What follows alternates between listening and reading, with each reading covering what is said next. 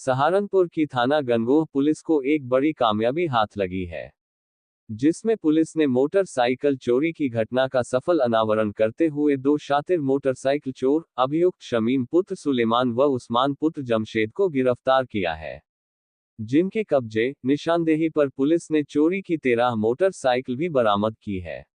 इसमें चेकिंग के दौरान और मुखबिर की सूचना पर आज थाना गंगोह पुलिस द्वारा दो व्यक्तियों को गिरफ्तार किया, जिससे एक चोरी की बाइक बरामद हुई है। गिरफ्तार अभियुक्त के नाम हैं शमीम पुत्र सुलेमान निवासी थाना बुढ़िया जनपद यमुनानगर तथा दूसरा अभियुक्त का नाम है उस्मान पुत्र जमशेद, ये बाड़ी माजरा थाना गंगोह का रहने वाला है। इन्होंने बताया कि इन्होंने पिछले महीने थाना गंगोह से मोटरसाइकिल चोरी की थी और इनकी निशानदेही से 12 अन्य मोटरसाइकिल पुलिस को बरामद हुई हैं, जो इन्होंने एक ईख के खेत के पास में एक घेर में छुपा के रखी थी।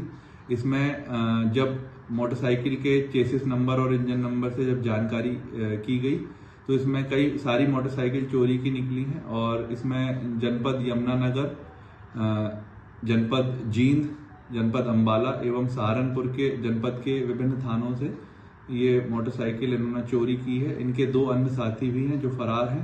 ये 4 लोगों का बाइक चोर का गिरोह है, जो कि जनपद सहारनपुर एवं हरियाणा के जो कुछ जनपदों में चोरी की घटनाएं करते हैं और आसपास के क्षेत्र में इसे बेच देते हैं। आज इन्हें गिरफ्तार कर माननीय न्यायालय के समक्ष पेश किया जा रहा है और जो इनके फरार जो साथी हैं, इनकी तलाश जारी है। इन्हें भी शीघ्र गिरफ्तार करके उनसे भी अन्य चोरी की मोटरसाइकिल पूछताछ करने के बाद अगर प्राप्त होती है तो उन्हें भी बरामद कर आवश्यक कार्रवाई की जाएगी। सहारनपुर लोकसभा से सांसद इमरान मसूद भी हर वर्ष की भांति इस बार भी अपनी बहन पूजा के यहां पहुंचे। उन्होंने अपनी बहन पूजा से रक्षा सूत्र बंधवाया। इस दौरान सांसद इमरान मसूद ने कहा कि रक्षाबंधन का अर्थ है सुरक्षा का बंधन। रक्षाबंधन केवल भाई बहन तक ही सीमित नहीं है, बल्कि ये त्योहार सामाजिक समरसता और बंधुत्व का भी प्रतीक है।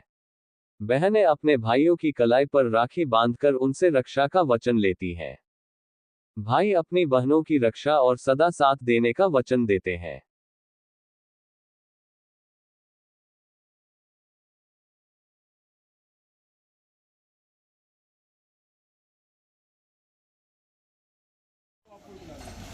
सहारनपुर जिला कारागार में रक्षाबंधन का त्योहार धूमधाम से मनाया गया। जेल प्रशासन द्वारा विशेष इंतजाम किए गए हैं ताकि बहनें अपने भाइयों को राखी बांध सकें। जेल प्रशासन के अनुसार जेल में बंद भाइयों की कलाई पर राखी बांधने के लिए बहनों को कोई परेशानी न हो, इसके लिए विशेष व्यवस्था की गई है। बहनों के लिए टेंट लगाकर बैठने की व्यवस्था की गई है। जेल परिसर में ही बहनों को राखी और पूजा सामग्री उपलब्ध कराई गई ताकि उन्हें बाहर से कुछ भी लाने की आवश्यकता न हो। साथ ही जेल प्रशासन द्वारा पानी और नाश्ते की व्यवस्था भी की गई थी। जैसा कि आप जानते हैं, रक्षाबंधन बहुत ही पावन पर्व है और इस अवसर पर शासन के निर्देश द्वारा बहनों के लिए, बंदियों की बहनों के लिए विशेष व्यवस्था की गई है। उनकी वेटिंग एरिया बनवाई गई है। उन्हें टेंट लगाकर, जो आप देख रहे होंगे, कुर्सियां लगाई गई हैं उनके रुकने के लिए। बाकी उनके लिए काउंटर्स, एप्लीकेशन काउंटर्स बनाए गए हैं। हेल्थ डेस्क, जिससे कि किसी का स्वास्थ्य खराब होता है तो डॉक्टर की व्यवस्था है। हेल्प डेस्क, जिस पर कि आप पूछताछ कर सकते हैं, किसी भी परेशानी में पूछताछ कर सकते हैं। इन सब की बाहर की तरफ व्यवस्था करवाई गई है। अंदर की तरफ उस बैठने की और बाकी जो है रक्षा सूत्र की और मिष्ठान की मुफ्त व्यवस्था करवाई गई है, जिससे किसी भी महिला बंदी को अपने भाई से मुलाकात में कोई दिक्कत ना हो।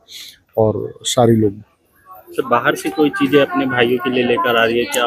रक्षा सूत्र बाहर से, रक्षा सूत्र, रोली वगैरह की बाहर से अलाउ किया गया है और बाकी मिष्ठान की व्यवस्था अंदर की। कब तक सर ये जारी रहेगी? सहारनपुर में रक्षाबंधन के उपलक्ष्य में बाबा लाल दास स्थित फुलवारी आश्रम में भव्य दंगल का आयोजन किया गया।